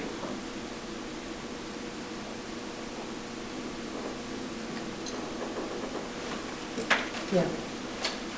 That would be, I'm sorry, I gave the wrong date. Yeah. It would be, today, April 18th. April 18th, 2023. So, is there anybody on the board that feels like we need to go in executive session to talk about this, or, yeah, I mean,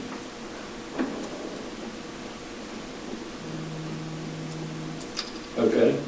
And any questions for the superintendent or the personnel director?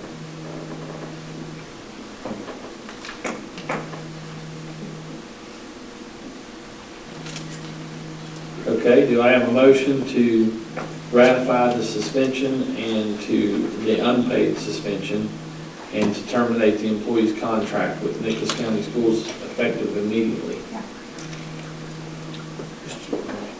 President, I move, as you said, ratify.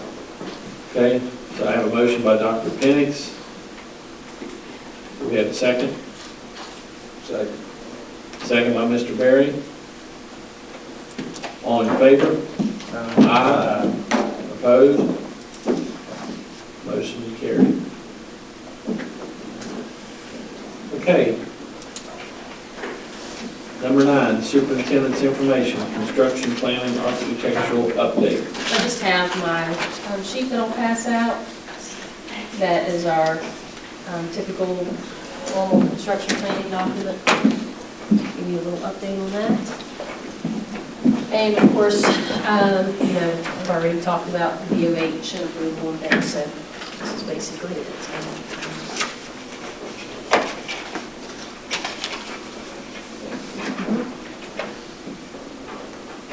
I'll also, and with my construction update, I'll also talk about last meeting.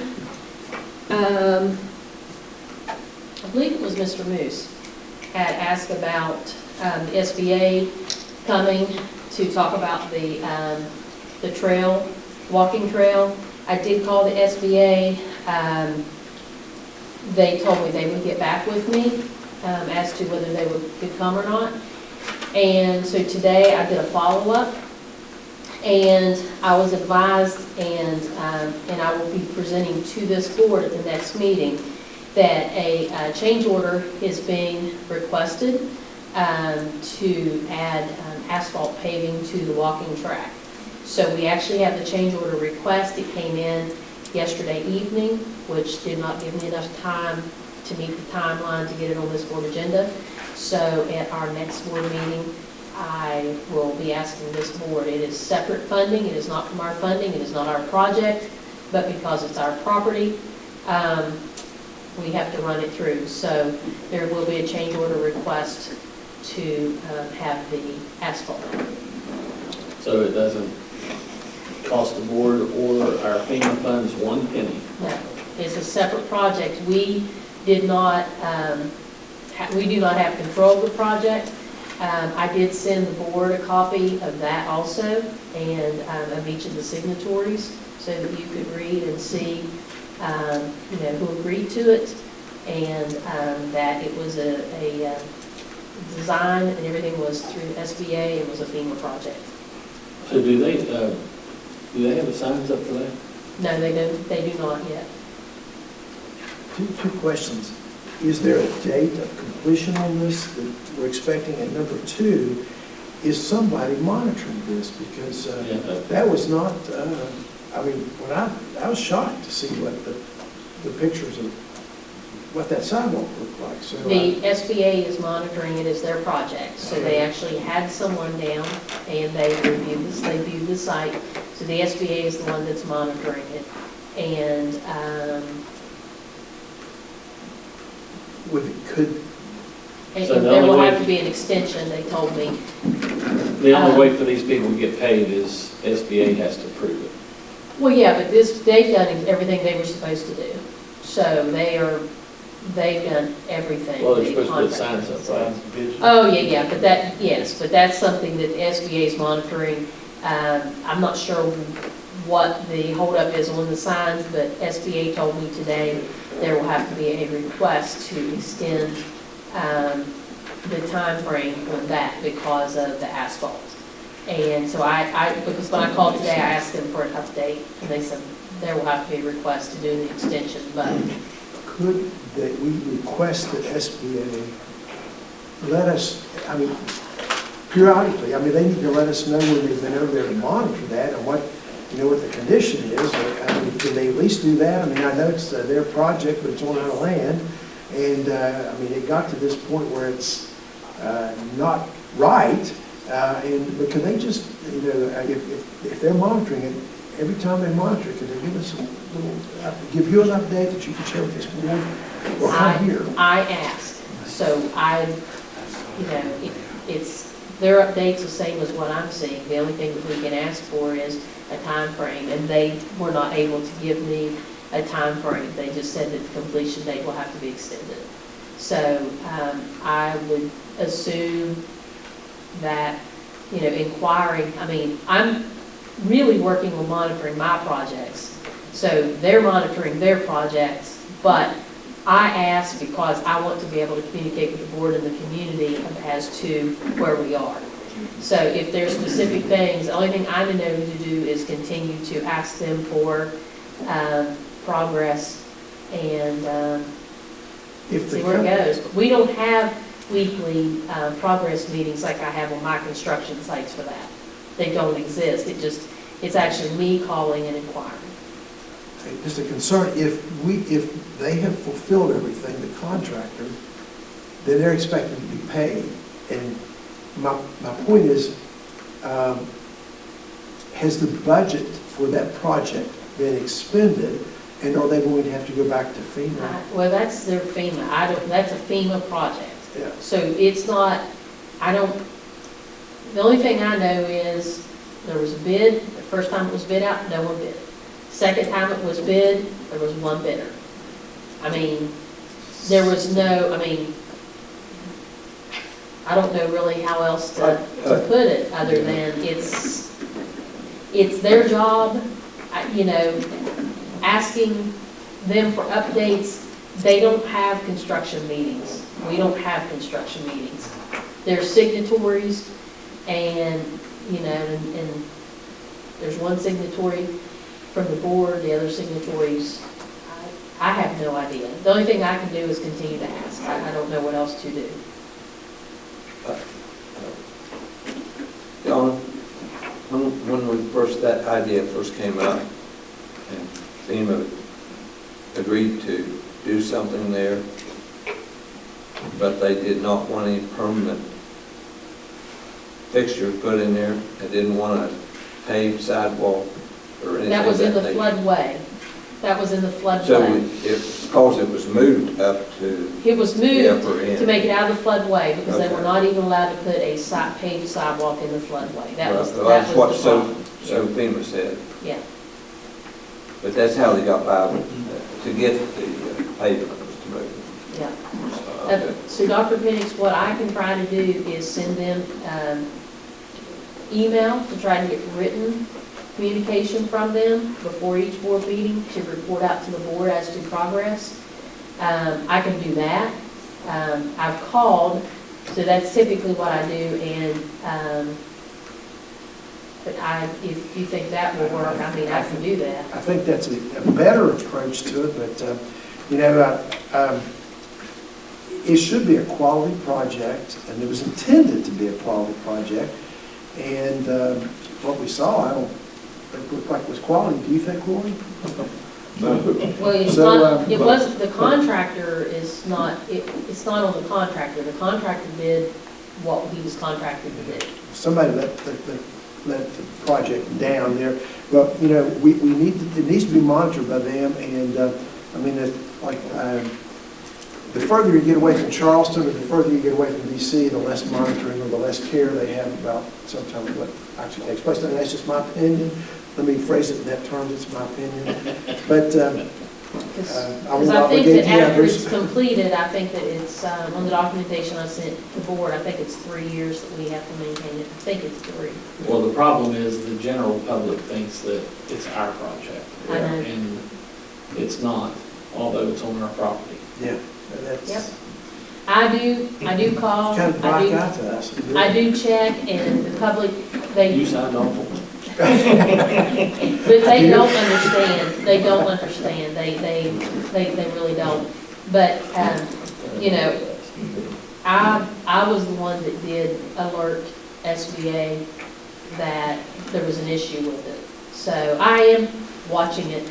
I know you are, and I just, you know, I just want, we want it to be done right by that, so. It looks like it's gonna be very pretty once they get that, but SBA told me that it's no, gravel does not have to be removed, it's a solid base, that it's gonna be a simple going in and putting asphalt on it. They said it's gonna be a, you know, real nice finished product.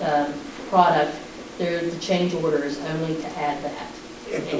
Do we have any idea when the signage is going to go in, or, I mean, No, the contractor, the contractor communicates.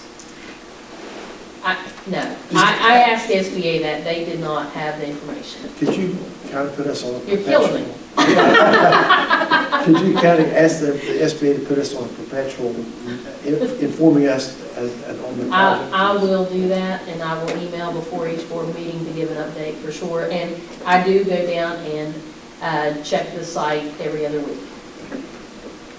I'm there every other week. Some kind of fencing or stone or something, it's gonna have to be done there along the road, so it's not parking from football games. Well, and that's something else I've talked to Alan about, he's already left. We need to find something attractive to keep people from, I'm afraid people will try to park on that. Especially when you get signs up, they'll tear signs down, Yeah. run over the new trees. But I'm not they're sure planting. what we need to put up. I mean, I've explored different options of things that, to keep it, but we don't want to do anything that detracts from the beauty of the park.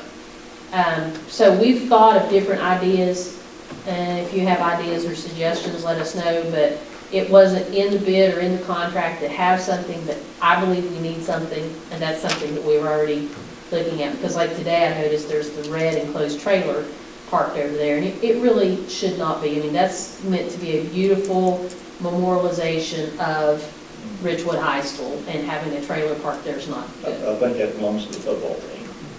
They need to park it probably in a different location, so I'm going to address that.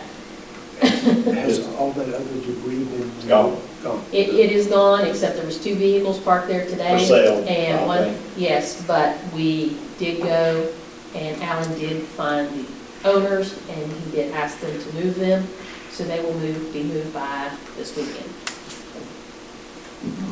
And the signs, he's having the signs made that says no overnight parking. You know, I know a lot of people don't understand, but I know that one of the board members contacted me about, you know, being an issue of the beautification of the city. I mean, all that garbage being dumped out there, and of course, we started working immediately to try to get the owner to remove it, once we were made aware. And then when they moved it, unfortunately, someone else came in and dumped a range there or something, but then the next day it was moved. So I'm hopeful that people understand now that they can't dump stuff there. And so we don't want people to start parking there for vehicles and leaving them there. I mean, if someone wants to park there through the day and they leave their vehicle, you know, they don't leave it there, then that's fine. But taking a vehicle and leaving it for sale parked there, that takes up parking for, could be prom, could be for graduation, could be for, people going in for sporting events. I mean, so people need to understand that I'm not trying to be difficult by not wanting people to park vehicles and leave them there. It's just that I'm trying to protect parking spaces for, our people coming to Well, enjoy our if events. if you leave one thing there, it becomes a yard sale. That's why I'm trying to get everything, and I'm trying to keep everything out of there. I'm doing my best to keep everything out there. So if you all see anything in between, but I do make my rounds, at least every other week I'm through there. I appreciate you doing that. I've been checking it. Yeah. Okay. Number 10, reports, SESC, Dr. Penix. We meet tomorrow morning at 11 o'clock, so I should have something for you at our next meeting. Okay, Bright Horizons, Mr. Green. We have a meeting on Thursday, but I'll be working. If you'll attend, I'll get some emails from them. Okay. Do we have any delegations? No, sir. Items for future agendas. And we're going to drop this one on you all. Kevin needs to have a budget work session. Does Thursday, April 27th at 10 a.m. work for everyone?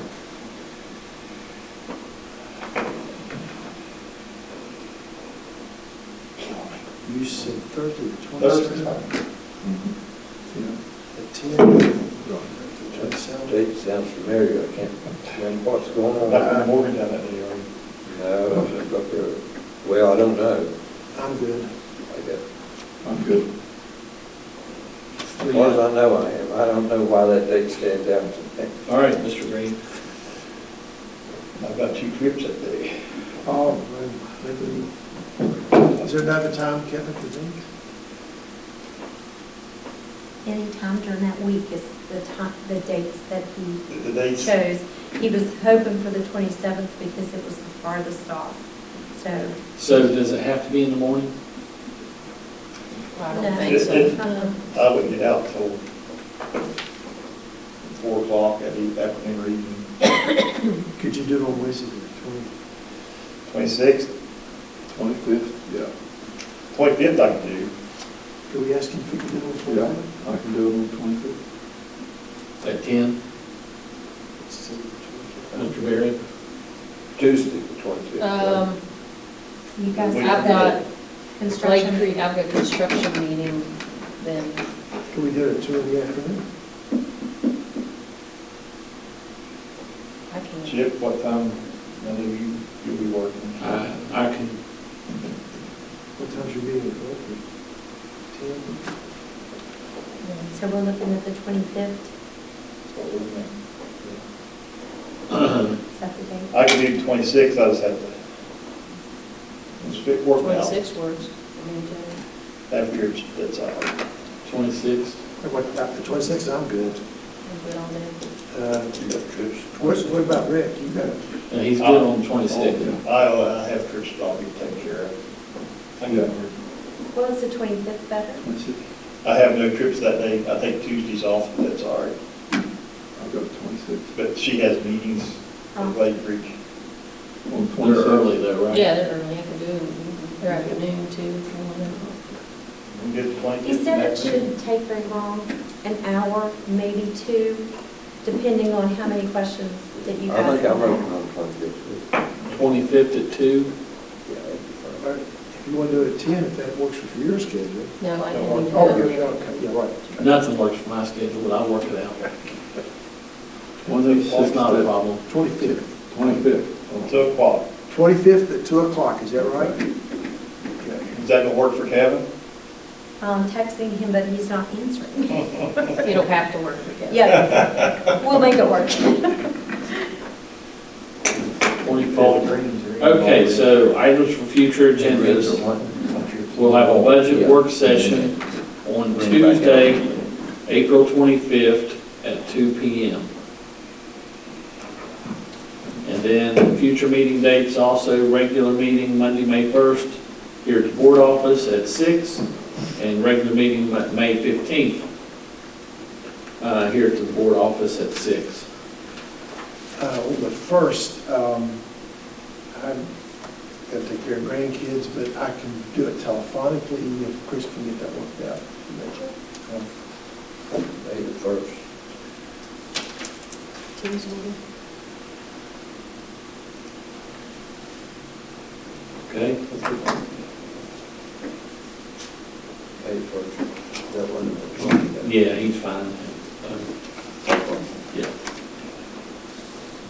All hearts and minds clear? All right, do we have a motion to adjourn? I make that motion. Mr. Barry makes a motion to adjourn. Do we have a second? Second. Second by Mr. Green. All in favor? Aye. At 8:47.